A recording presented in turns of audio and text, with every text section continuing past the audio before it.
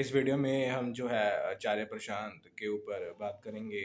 उनकी आइडियोलॉजी में, उनकी विचारधारा में जो भी कॉन्ट्राडिक्शंस हैं, जो हम देख सकते हैं अपनी रियल लाइफ में, उसके बारे में हम इस वीडियो में जो है बात करेंगे। एंड हमारा इस वीडियो का मोटिव जो है उनके किसी भी फॉलोअर को जो है हर्ट करना नहीं है। मेरा जो मोटिव है वो ऐसा नहीं है कि मुझे कोई आचार्य प्रशांत को नीचा दिखाना है या फिर उनके फॉलोअर्स को नीचा दिखाना है। ये मेरा अपना एक पर्सपेक्टिव है जिसको मैं इस वीडियो में जो है शेयर करना चाहता हूँ। तो इसके बावजूद अगर किसको लगता है कि मेरा जो पॉइंट है, मेरा जो पीओवी है वो ठीक नहीं है, तो आप जो है कमेंट सेक्शन में उसके बारे में बोल सकते हैं। तो हम इस वीडियो में जो है शुरू करते हैं आचार्य प्रशांत की जो आइडियोलॉजी है, उनमें जो कॉन्ट्राडिक्शन है उसके बारे में डिस्कस करते हैं। तो जो आचार्य प्रशांत हैं वो भी जो है बाकी स्पिरिचुअल गुरुज़ की तरह ही जो है अपनी ईगो को ठीक करने की बात करते हैं। उनका भी यही मानना है कि जो ह्यूमन बीइंग हैं, उनकी जो लाइफ में जो प्रॉब्लम्स हैं, जो सफ़रिंग हैं, उसका जो मेन कारण है lack of understanding of ego है। वो भी जो है कई वीडियो में जो है वो बात करते हैं कि जो ह्यूमन बीइंग्स की जो सफ़रिंग है, जो प्रॉब्लम्स हैं, उसका रीज़न जो है ईगो है। जिसे वो जो है भगवद गीता के माध्यम से, वेदांत के माध्यम से, उपनिषद के माध्यम से जानने का जो है ट्राई करते हैं। वो बोलते हैं कि अगर कोई भी फॉलोअर है, उनसे जो कोई क्वेश्चन पूछता है, जैसे कि हम उनकी वीडियोज़ में देख भी सकते हैं, तो वो हर एक बात को ले देकर बोल देते हैं कि तुमने वेदांत नहीं पढ़ा, तुमने उपनिषद नहीं पढ़ा, तुमने गीता नहीं पढ़ा। इसकी वजह से तुम्हारी जो लाइफ में जो है ये प्रॉब्लम्स हैं। तो ये सबसे पहले देखते हैं कि क्या ईगो जो है हमारी लाइफ में जो है प्रॉब्लम्स क्रिएट करती है। क्या हमारी लाइफ में जो ईगो है वही जो है सारी जो सफ़रिंग को जो है पैदा करती है। इसको हम एग्ज़ाम्पल से देख सकते हैं अपनी रियल लाइफ में, और आप भी इसको जो है अपनी रियल लाइफ में जो है देख सकते हैं। जैसे कि एग्ज़ाम्पल के तौर पे मान लेते हैं कि अगर कोई जो है बीमार है, उसके पास जो है हॉस्पिटल जाने के पैसे नहीं हैं, जिसकी वजह से उसका इलाज भी नहीं हो पा रहा। तो उसको जो सफ़रिंग हो रही है, क्या हम उसको ऐसा बोलेंगे कि उसकी जो ईगो है, वो जो है उसकी जो सफ़रिंग है, उसकी जड़ है? इस केस में जबकि उसके पास पैसे नहीं हैं, जिसकी वजह से उसका इलाज नहीं डॉक्टर कर रहा, जिसकी वजह से उसको जो है पेन हो रही है, सफ़रिंग हो रही है। उसी तरह से अगर देखें कि कोई जो है कोई जो है स्टूडेंट है, वो अच्छे कॉलेज में पढ़ना चाहता है, वो जो है अच्छी डिग्री लेना चाहता है, अच्छी स्टडी करना चाहता है, जिसके लिए वो एक अच्छे कॉलेज में जाना चाहता है। तो पर कॉलेज की फ़ीस इतनी ज़्यादा है कि वो उसके पैसे नहीं पे कर पा रहा। अब उसको जो दुःख हो रहा है, तो क्या हम बोलेंगे कि उसको ईगो की अंडरस्टैंडिंग नहीं है, उसने गीता नहीं पढ़ी है, उसने उपनिषद नहीं पढ़ा है, इसलिए उसको जो है अभी ये जो दुःख हो रहा है, पेन हो रही है। एक बाप है, माँ-बाप हैं, वो अपने बच्चे को जो है अच्छी से अच्छी फैसिलिटीज़ देना चाहते हैं, पर सिस्टम ऐसा है कि उनको जो है इतनी सैलरी नहीं मिलती कि अपने बच्चों को अच्छी से अच्छी जो फैसिलिटीज़ हैं, वो अवेलेबल करवा पाएँ। तो क्या हम इस केस में बोलेंगे कि उनकी जो ईगो ठीक नहीं है, उन्होंने गीता नहीं पढ़ी है, इसलिए उनको ये भी जो है प्रॉब्लम फेस करनी पड़ रही है? और वो बार-बार आप देखेंगे कि ले देकर इसी तरह से वो हर एक चीज़ को गीता और उपनिषद में लेकर आ जाते हैं। जबकि हम साफ-साफ इसको देख सकते हैं कि एक बहुत ही सिस्टमैटिक जो है फेलियर है, जिसकी वजह से हमारी लाइफ में जो है प्रॉब्लम्स पैदा होती हैं, जनरेट होती हैं। पर इसको हम एक और तरीके से, एक और नज़रिए से देख सकते हैं।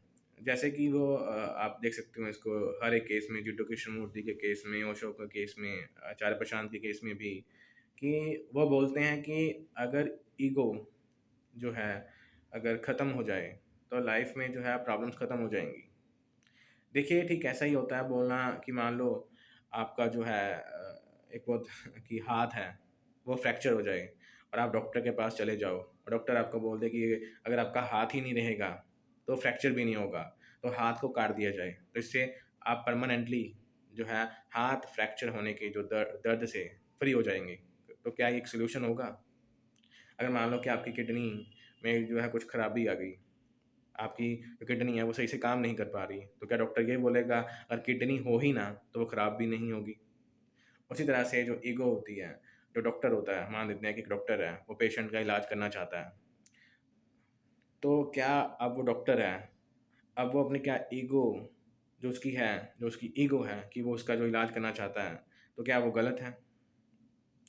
इस तरह से हम देख सकते हैं कि बहुत सारे जो स्पिरिचुअल गुरुस हैं, वो डिज़ायर को भी गलत मानते हैं।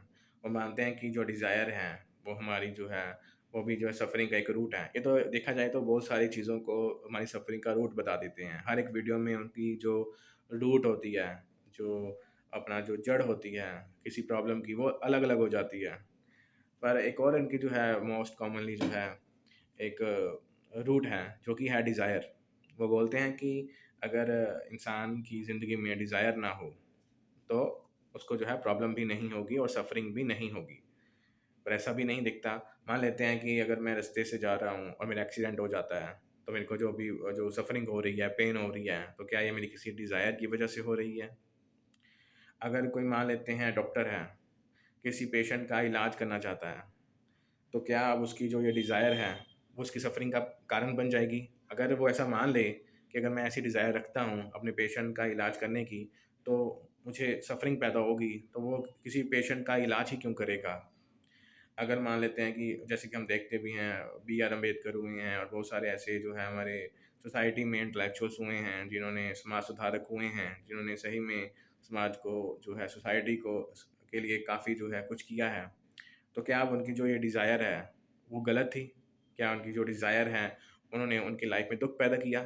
जबकि ऐसा तो नहीं है। उनके डिज़ायर्स ने उनकी लाइफ़ में भी और हम सब लोगों की लाइफ़ में भी बहुत ज़्यादा जो है खुशियाँ पैदा की, बहुत ज़्यादा जो है सुविधाएँ, फैसिलिटीज़ पैदा की। एक जो है अब जैसे कि चार खुद हैं और वो भी ये चाहते हैं कि हम जो है ज़्यादा से ज़्यादा लोगों को जो है गीता पढ़ाएँ, उपनिषद पढ़ाएँ, तो ये भी एक तरह की डिज़ायर है। तो क्या ये डिज़ायर भी गलत है? तो ऐसी बहुत सारी जो है उनकी जो है फ़िलॉसफ़ी में जो कॉन्ट्राडिक्शंस हैं और ये कॉन्ट्राडिक्शन सिर्फ़ उनकी फ़िलॉसफ़ी में नहीं है, ये कॉन्ट्राडिक्शन आप हर एक जो स्पिरिचुअल गुरु है, उनकी फ़िलॉसफ़ी में देख सकते हैं। चाहे वो सद्गुरु हों, चाहे वो ओशो हों, चाहे वो रमन महर्षि हों, चाहे वो जिड्डू कृष्णमूर्ति हों, चाहे वो वेदांत हो, उपनिषद हो, गीता हो, चाहे वो किसी भी तरह का कोई भी धार्मिक ग्रंथ क्यों ना हो। आप हर एक चीज़ में जो है ये कॉन्ट्राडिक्शंस को देख सकते हैं। इससे होता क्या है कि बहुत सारे लोग इस तरह से चीज़ों को देख नहीं पाते, सोच नहीं पाते। वो उनकी जो है आइडियोलॉजी में जो है अपना टाइम वेस्ट कर देते हैं। अनप्रैक्टिकल चीज़ों को फ़ॉलो करने लगते हैं, मानने लगते हैं, जिससे उनकी लाइफ़ में भी बहुत सारी कॉन्ट्रडिक्शंस होती हैं क्योंकि वो मानते कुछ हैं और लाइफ़ में करते कुछ हैं। क्योंकि मान लेते हैं कि अगर कोई इंसान उनकी बातों को सुनकर ऐसा मानने लग जाए कि मेरी ईगो ही जो है प्रॉब्लम है, मेरी ईगो ही जो है सबसे बड़ा जो कारण है मेरी सफ़रिंग का, तो वो किसी भी चीज़ को बाहर की जो चीज़ें हैं जिसमें हम देखते हैं कि साफ-साफ हम देख सकते हैं कि हमारी सोसाइटी में बहुत ज़्यादा जो है जो अनडिस्ट्रीब्यूशन है रिसोर्सेज़ का, अनडिस्ट्रीब्यूशन है, अनइक्वालिटी है, इनकम के मामले में भी कुछ लोग बहुत ज़्यादा जिनके पास पैसा है, कुछ लोगों के पास पैसा कम है। ऐसी बहुत सारी हमारी सोसाइटी में रियल लाइफ़ प्रॉब्लम्स हैं। हम सब उनसे कट आउट हो जाते हैं। तो ये एक बहुत बड़ा जो मुझे लगता है कि ड्रॉबैक है स्पिरिचुअल स्पिरिचुअल गुरुज़ को फ़ॉलो करने का, कि आप जो है एक जो सही एनर्जी लग सकती थी प्रॉब्लम्स को ठीक करने में, वो मिस डायरेक्शनल हो जाती है। इंसान जो प्रॉब्लम का कॉज़ है, वो गलत समझने लगता है। जिससे होता क्या है कि उसके सॉल्यूशन भी फिर गलत निकलते हैं और अपनी लाइफ़ का वो बहुत ज़्यादा हिस्सा जो है वेस्ट कर देता है।